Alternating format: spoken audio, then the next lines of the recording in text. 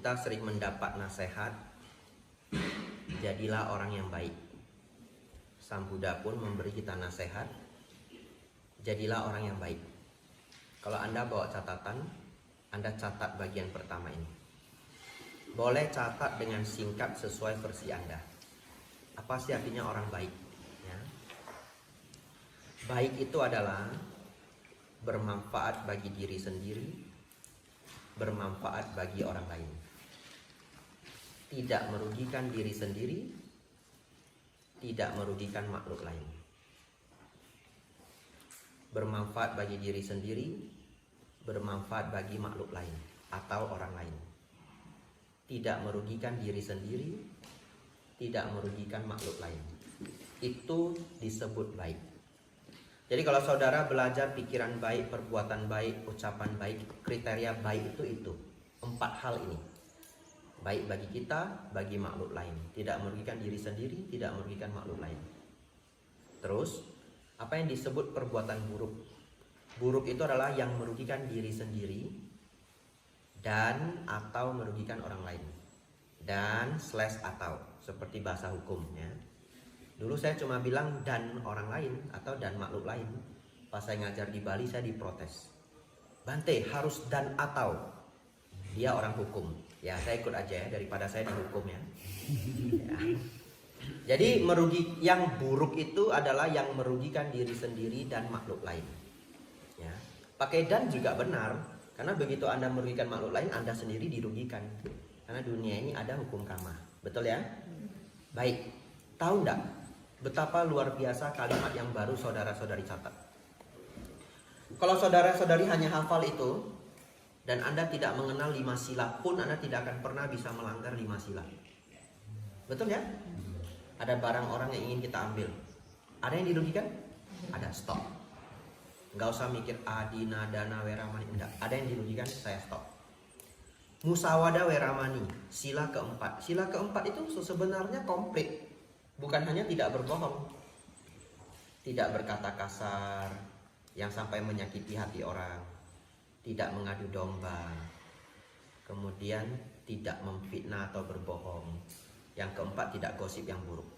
Katakanlah Anda nggak hafal 4 ini. Ya. Dulu Bante cerita apa ya waktu di Chan Forest itu loh, musawada 4 itu apa? Lupa. Setidaknya Anda ingat. Ketika Anda ingin berucap, kalau ada makhluk lain atau orang lain dirugikan, stop. Begitu ya? Anda selesai dengan 4 musyawarah ini. Saudara-saudari, Anda hanya tahu ini saja pun Anda tidak akan melanggar 5 sila. Apalagi kalau paham 5 sila, menjadi sangat komplit. Oleh karena itu, jangan terjebak bahwa baik itu kan tergantung tempat. Baik di sini belum tentu baik di sana. Ngerti maksudnya ya? Tidak, secara dharma baik itu universal. Disebut baik karena saudara-saudari melakukan perbuatan, ucapan, pikiran yang membawa manfaat bagi diri sendiri dan makhluk lain. Tidak merugikan diri sendiri dan makhluk lain. Itu landasan pertama. Next. Hari kita belajar benar-benar sangat banyak poin. Karena saya tidak tahu kapan lagi saya ketemu Anda-Anda. Tapi kalau saya mengajar di wihara itu saya pasti balik. Ya, saya diundang ke Palembang. Ya, tahun depan saya datang lagi. Saya diundang ke Makassar, setahun sekali saya datang. Kalau Prasmul, tahun depan atau 2 tahun lagi saya datang, komposisi orangnya mungkin sudah berubah. Jadi saya akan berikan semua intisari, esensi-esensi. Nomor 2. Menjadi bijaksana adalah orang yang paham hukum Kamawipaka. Kalau Anda paham hukum Kamawipaka, sangatlah dahsyat. Apa sebenarnya hukum Kamawipaka? Nah, ini kita hafal ya. Sebenarnya Sang Buddha memberi definisi hukum Kamawipaka itu adalah perbuatan baik berbuah kebahagiaan. Perbuatan buruk, perbuatan jahat berbuah penderitaan. Itu definisi hukum kami. Perbuatan baik berbuah kebahagiaan. Perbuatan jahat berbuah penderitaan. Hanya karena efeknya tidak langsung muncul, itulah yang tidak bisa dilihat oleh mereka yang bodoh. Kata bodoh ini digunakan Sang Buddha untuk orang yang tidak bijaksana. kedengarannya kasar, tapi beliau di dalam suta selalu menggunakan kata orang bodoh. Ya. Hari ini dia mencuri. Dia baru kerja di satu kantor, perusahaan dia baru masuk 2-3 bulan. Dia melihat, banyak sekali kesempatan yang bisa saya ambil barangnya. Ya, kertas HVS nggak pernah dihitung di sini, ya, pen nggak pernah dihitung, kopi saset juga nggak pernah dihitung. Lalu dia mulai ngambil cicil-cicil. Mau buka toko kelontong dia. Lama-lama dia belajar lebih lagi. Ternyata di kantor saya bagian ini pencatatan keuangannya kurang bagus. Ini celah untuk saya. Ya, awalnya dia hanya belajar ngambil kertas HVS. Lama-lama nambah. Ada penderitaan? Tidak ada. Happy-happy aja. Betul ya? Dia dapat HVS, dapat pen, dapat kopi saset free, Prinso dia bawa pulang, Sunlight dia bawa pulang ya. Bawa botol kosong dia ya. Jadi kalau ke kamar mandi dia isi. Wah, selamat, nggak usah beli sabun. Ya, gitu ya. Permasalahannya adalah orang yang tidak bijaksana selalu menakar sesuatu secara singkat, short term. Semua orang yang tidak bijaksana itu berpikir singkat, ya, berpikir singkat. Contohnya apa? Penjudi. Kenapa penjudi tidak pernah bisa berhenti berjudi? Karena dia ingin kaya dalam waktu singkat. Betul ya? Padahal kalau Anda ingin berjuang ngembangin satu bisnis, ini anak Prasmul banyak sekali yang ngambil bisnis. It takes time. Betul ya? Ngembangin satu bisnis itu bisa 2 tahun, bisa 3 tahun, bisa 5 tahun, bisa 10 tahun. Emang kenapa kalau 10 tahun? Saat ini Anda berumur 20 tahun. Anda bekerja keras 10 tahun. Di umur 30 Anda financial freedom. Nggak usah mikirin uang lagi. Worth it nggak? Worth it. 10 tahun itu nggak panjang. 15 tahun pun nggak panjang. 15 tahun Anda masih umur 35. Anda masih begitu fit. Anda mau ikut maraton London boleh, half marathon. Anda mau climbing ke Bergen di Bergen gimana? Norway. Anda bisa pergi ke Bergen. Ada 7 gunung di sana. Naik turun lagi, naik turun lagi, naik turun lagi. Up to you. Anda sudah rich. Anda masih sehat, umur 35. Worth it? Worth it. 15 years, 15 tahun itu tidak lama. 10 tahun itu tidak lama. Tapi apa yang dipikirkan penjudi? Dia mau kaya minggu depan. Dia mau kaya bulan depan. Betul ya? Semakin bijaksana seseorang, dia melihat semakin jauh.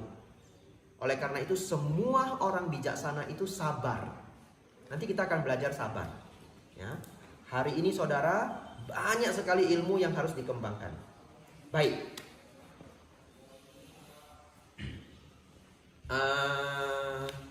Kita cerita hukum karma tadi. Sampai di mana? Kepotong? Kama Wipaka, betul. Ya. Baik. Sampai ke pencuri HVS. Kan belum selesai hidupnya ya. Lama-lama dia berpikir orang tidak tahu.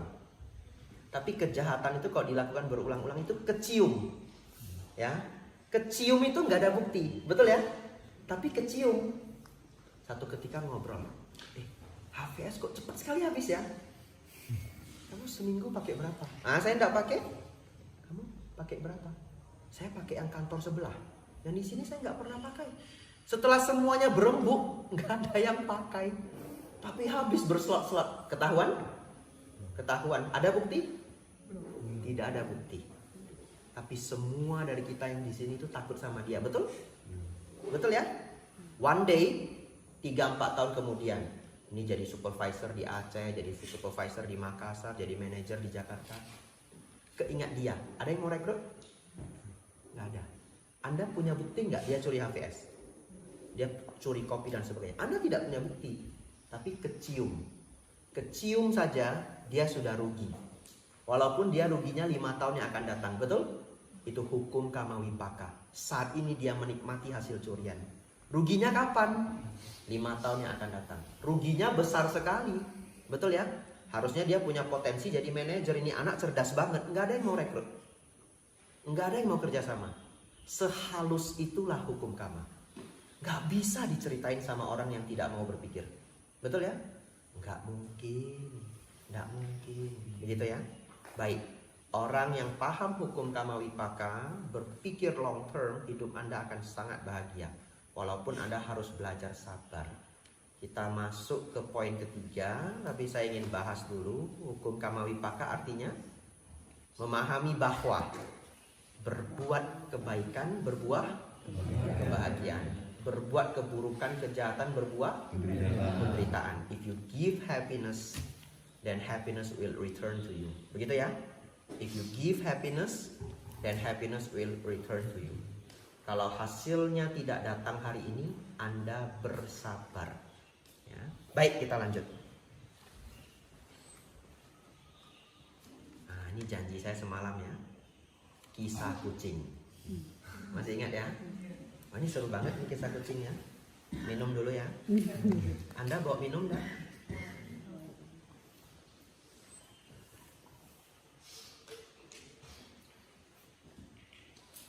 Yang belum punya asuransi, beli asuransi. Asuransi itu berharga. Saya ikut jadi jualan ya. Masuk Allianz ya. Ini direkam loh ya. Nanti Allianz endorse saya. Ya, saya punya polis Allianz, umat yang berdana. Setiap bulan umat yang berdana sudah beberapa tahun. Ya, anu mau dana untuk umat tersebut. Saudara-saudari tidak kenal tidak apa-apa. Ya, poin selanjutnya kita cerita kisah kucing.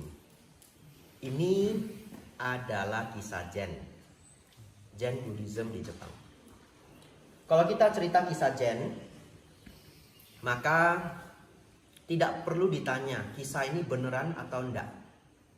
Karena kisah Zen itu kadang-kadang fiksi, hanya dibuat belaka, tapi untuk mengajarkan kebijaksanaan. Tapi saya senang banget kisah Zen. Kenapa saya senang? Karena guru-guru di dalam Zen Buddhism begitu jujur. Dia ngomong ke muridnya bahwa cerita ini tidak benar. Ngerti maksudnya ya?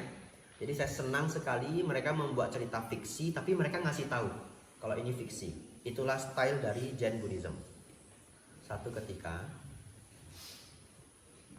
ada seorang guru kepala wihara, sudah sepuh, sudah berumur, dan beliau senang bermeditasi. Kalau saudara-saudari datang ke wihara, ini adalah keadaan wihara ketika ada program. Program berapa hari? 3. Selesai program Anda pulang, wihara itu selalu sepi. Ya, jadi Anda tidak pernah merasakan sebenarnya suasana wihara untuk kami para biku itu sepi banget. Kalau Anda datang ke wihara pun hanya minggu, betul? Di atas jam 1 sudah pulang. Yang kami rasakan Senin sampai Jumat sepi, tidak ada orang. Lalu guru ini senang sekali bermeditasi. Tapi setiap kali dia bermeditasi, dia diganggu oleh seekor kucing. Ya. Karena beliau penuh meta, kucing ini lalu mengganggu. Beliau juga tidak marah, tapi meditasinya terganggu. Apa yang beliau lakukan? Beliau kepikiran, setiap kali meditasi, beliau tangkap dulu kucingnya, beliau ikat di tiang. Nanti selesai meditasi dilepas. Dan itu menjadi rutinitas. Jadi setiap kali beliau mau meditasi, beliau panggil muridnya. Ya. Tangkap dulu kucing. Wah, muridnya cari kucingnya di mana enggak tahu. Kalau nggak dicari nanti pas meditasi kucingnya datang. Ya, cari. Setelah dapat diikat di tiang. Nah, kita meditasi. Berjalan seperti itu untuk waktu yang lama. Setahun berlalu, 2, 3, 5 tahun berlalu, 7 tahun berlalu, 10 tahun berlalu. Gurunya sudah tua, meninggal. Kucing juga ikut tua, betul ya? Meninggal. Setelah guru dan kucing tersebut meninggal, kegiatan meditasi di wihara tetap jalan. Kalau sudah jadwalnya ya murid-murid berkumpul untuk meditasi. Tapi tiba-tiba ketika mereka bermeditasi, ada seniornya berpikir, ada yang kurang, belum nangkap kucing. Betul ya? Karena sudah dilakukan 10 tahun. Mereka juga nggak pernah paham, apalagi murid-murid baru itu nggak paham. Pokoknya guru mengatakan apa? Sebelum meditasi harus tangkap kucing. Itu adalah perintah, betul ya? Itu adalah perintah. Sebelum meditasi harus nangkap kucing. Jadi ada yang kurang. Ini tradisi sang guru. Kita tidak boleh tidak melakukan apa yang sudah dipesan oleh sang guru. Akhirnya bagaimana? Di wihara sudah nggak ada kucing. pergi ke pasar nangkap kucing yang di pasar itu. Ya, diikat di tiang. Ya, itu adalah kisah kucing. Pertanyaan saya, bijaksanakah demikian? Tidak bijaksana. Tapi tahukah Anda, mungkin Anda pun melakukan beberapa hal seperti halnya kucing itu. Ya. Banyak sekali ritual yang kita lakukan, saudara-saudari juga nggak pernah nanya toh. Ini manfaatnya apa? Ini tujuannya apa? Gitu. Ya, kadang-kadang kita juga jadi penangkap kucing itu tanpa disadari. Ya. Oleh karena itu, tapi saya tidak bahas apa saja, nanti menjadi terlalu luas. Tapi saudara-saudari harus pintar sendiri. Ya, misalkan, ada pertanyaan apa? Itu terserah masing-masing. Ya. Ada orang alergi sapi yang tidak makan sapi, alergi ayam yang tidak makan ayam. Ya, ya tapi banyak ya. Anda renungkan sendiri. Apa yang Anda lakukan dilarang oleh keluarga, dilarang oleh keluarga besar, tapi Anda juga nggak pernah nanya kenapa. Ya. Dan Anda sebenarnya boleh untuk bertanya, ini kenapa ya? Ini tujuannya apa? Secara dharma, kalau tujuannya baik, kita lakukan. Ya, tapi kalau tujuannya tidak baik, kita bisa ubah. Contoh, di satu daerah, saya diceritain oleh Bante Panya, saya nggak pernah ke daerah itu. Kalau ada orang yang meninggal, dikuburnya harus dengan ayam hidup. Kuburnya bareng sama ayam hidup. Secara dharma itu baik atau tidak baik? Tidak baik. Tapi mereka tidak berani tidak melakukan. Takut kualat. Karena sudah dilakukan bergenerasi-generasi. Biarpun Buddhis, ya sudah. Cari ayam, kubur. Tapi satu ketika mereka minta nasihat ke Bante Panya. Bante Panya bilang apa? Ya sudah, kubur ayam panggang saja. Cari ayam panggang, kubur sama ayam panggang. Dia sedikit lega ya. Nggak tahu kalau malamnya dicari nggak dia ya. Mana ayamku gitu ya. Tapi enggak, semuanya aman, semua berjalan lancar. Kadang-kadang ada beberapa hal ya yang diturun temurun. Anda harus tahu ini kenapa sih dilakukan. Ini kenapa sih dilakukan. Kalau membawa kerugian, maka Anda harus berpikir bahwa mungkin itu sudah tidak saatnya dilakukan. Kalau membawa kerugian. Kalau tidak membawa kerugian, Anda boleh saja mengikuti ya untuk menyenangkan hati para tetua. Ngerti maksudnya ya? Ya. Dulu saya paham bahwa kalau kita sembahyang bakar emas kertas itu ya nggak sampai emas kertas itu. Saya paham. Setelah belajar Dharma saya paham. Ya, bahkan banyak guru-guru yang memberitahu itu, termasuk Master Cheng Yen di Da ITV. Seci ya, Anda nanti pulang cari di YouTube, saya tidak ceritakan lagi. Ya. Awal mula kisah membakar kertas, dibuat animasi 10 menit, seru sekali. Bagaimana seorang penjual kertas menipu semua orang di desa itu. Ya, karena dia mau jual kertas, kertasnya tidak laku. Lalu, nggak mau ngasih bocoran, ya. Namanya spoiler. Nonton sendiri ya, judulnya Awal Mula. Sepertinya judulnya Awal Mula Tradisi Membakar Kertas, sepertinya. Yang penting itu dari channelnya Da ITV atau Seci. Ya, saya dulu mengerti kalau ya kita bakar kertas itu ya nggak sampai ke yang meninggal itu. Saya mengerti. Tapi kalau sudah berkumpul satu keluarga besar, saya ikut bakar. Betul ya? Kenapa? Untuk menyenangkan hati para keluarga. Itu cara saya. Saya jarang melawan arus. Selama tidak ada yang dirugikan, saya ikut aja. Tapi mama saya kasih tahu, mama nggak usah beli banyak-banyak, sedikit aja sebagai tradisi. Ya, mama saya setiap tahun juga berkurang ya, yang dia bakar berkurang. Kalau di Singapura sudah dilarang karena polusi. Baik, itu kebijaksanaan nomor 2. Nomor berapa? Nomor 3 ya. Banyak sekali kebijaksanaan seperti itu yang perlu nanti Anda renungkan sendiri. Orang zaman dulu tidak berani gunting kuku kalau malam. Ada yang di sini tidak berani gunting kuku kalau malam? Nah, kalau ada mungkin nggak ngaku ya. Katanya kalau gunting kuku waktu malam nanti kita mau digigit siluman. Ya, saya kecil diceritain itu. Silumannya datang makan kita. Pas dia menggigit tulang kita itu suaranya mirip dengan suara gunting kuku. Jadi keluarga kita nggak tahu kalau kita lagi dimakan. Saya diceritain itu waktu SD kelas 4. Sejak itu nggak berani gunting kuku kalau malam. Takut silumannya keluar, begitu ya. Tapi sebenarnya kenapa? Mungkin zaman dulu itu masih pakai lampu teplok. Jadi gelap. Kalau Anda gunting kuku di gelap-gelapan nanti luka.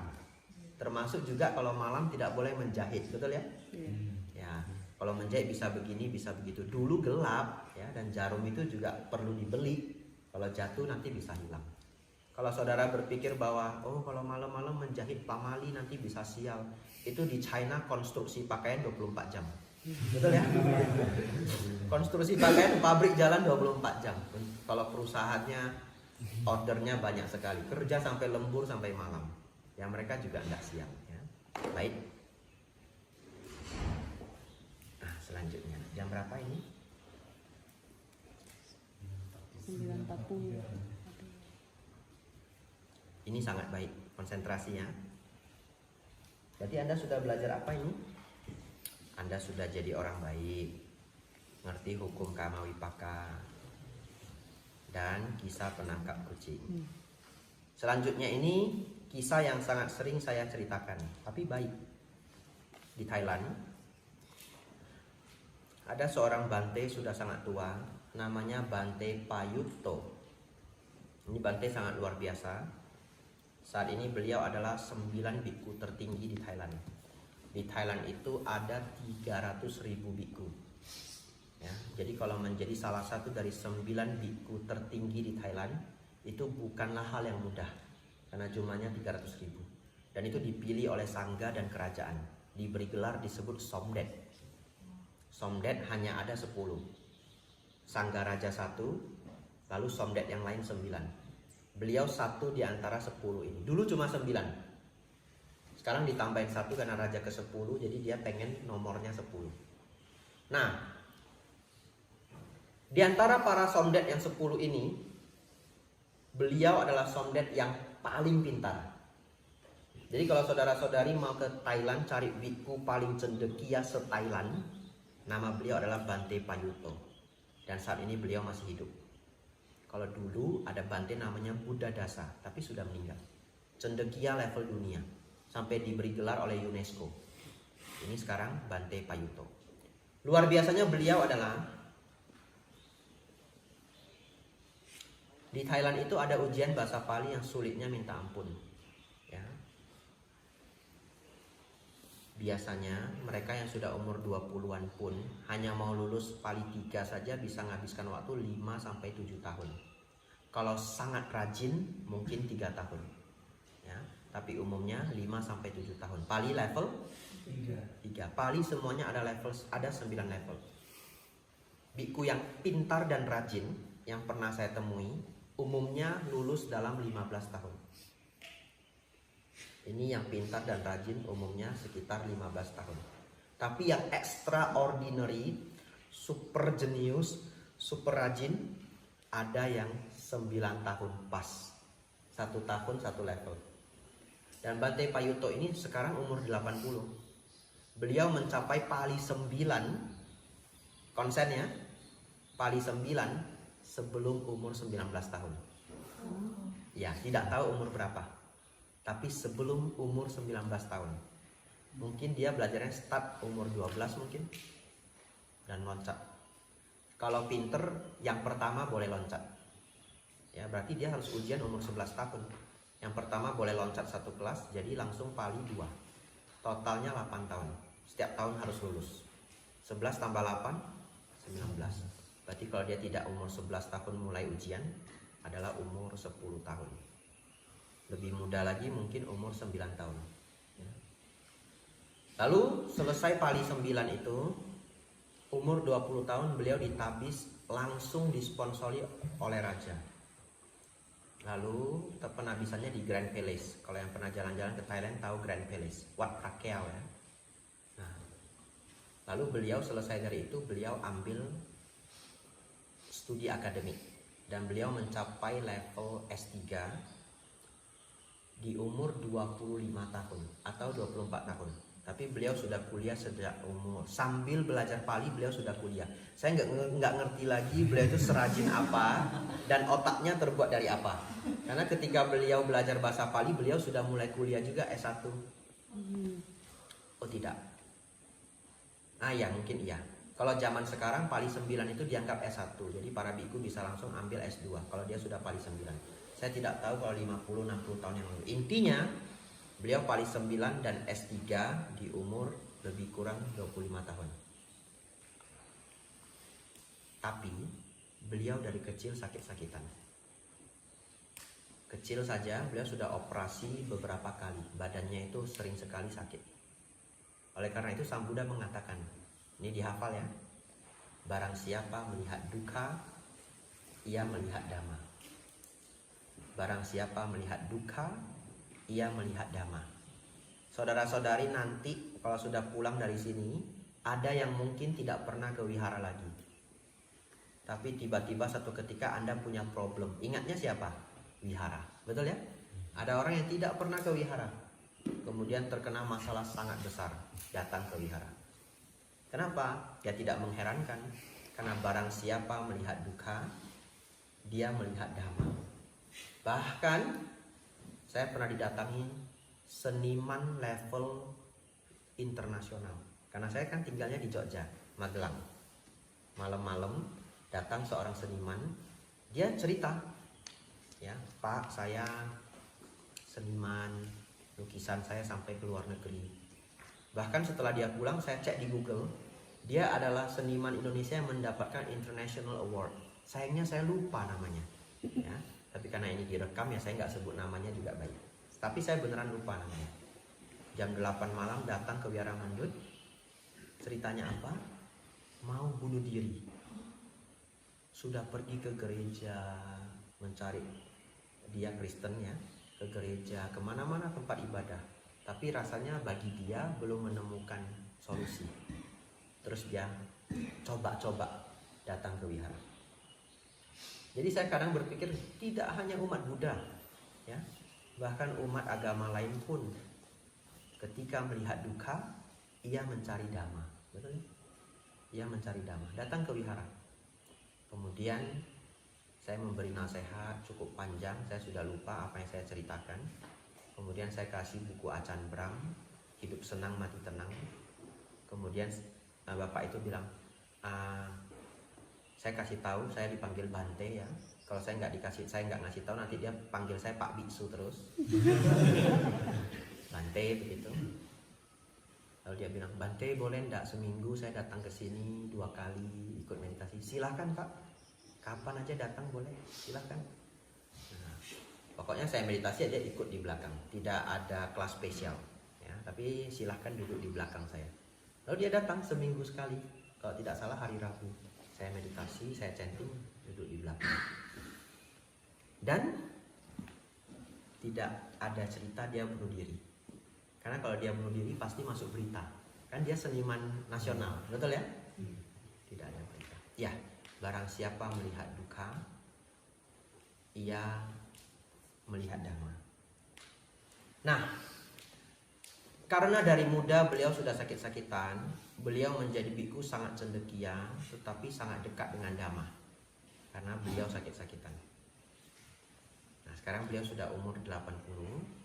Saya pernah mendengar ceramah beliau dan ada satu ajaran yang saya ambil sangat sederhana, tapi saya ingin saudara-saudari bawa pulang ilmu ini. Sangat sederhana.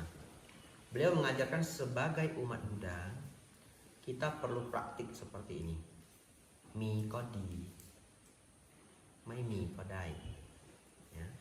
Mi ko di, mai mi ko dai. Hafal ya. Mi artinya punya. Ko artinya juga. Di artinya baik. Mi ko di, kalau ada baik. Betul ya?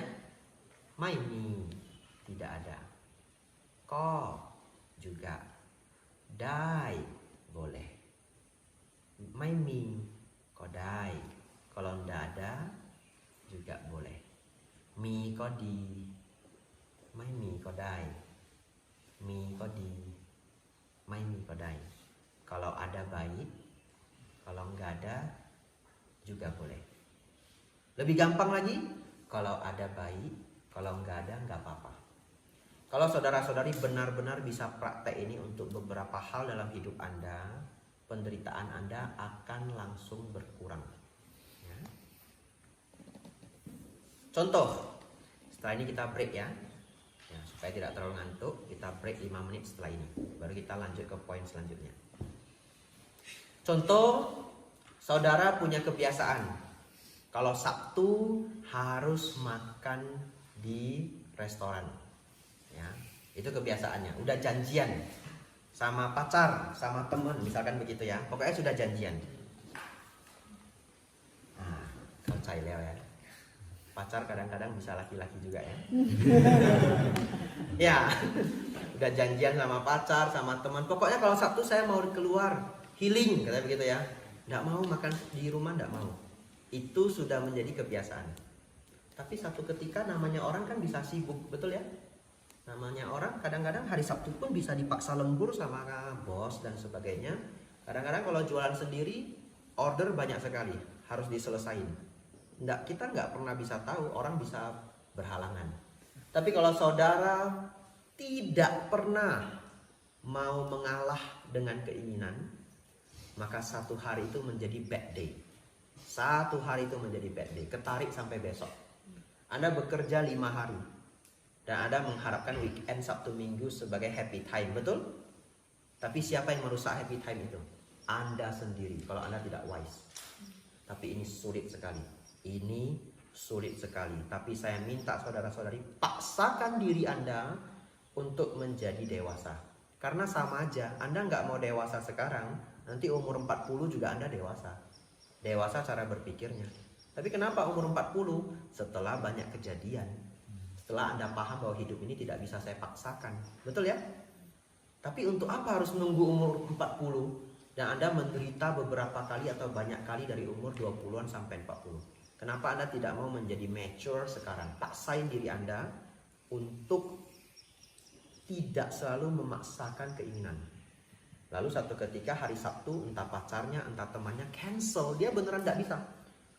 Tolonglah, saya udah kerja Senin sampai Sabtu, cuma makan di luar aja kamu tidak bisa. Begitu ya? Kamu tega sekali. Misalkan begitu ya. Tapi apapun yang kita katakan, dia memang nggak bisa. Anda hanya punya 2 pilihan. Ini problem, betul? Problem ya? Anda hanya punya 2 pilihan.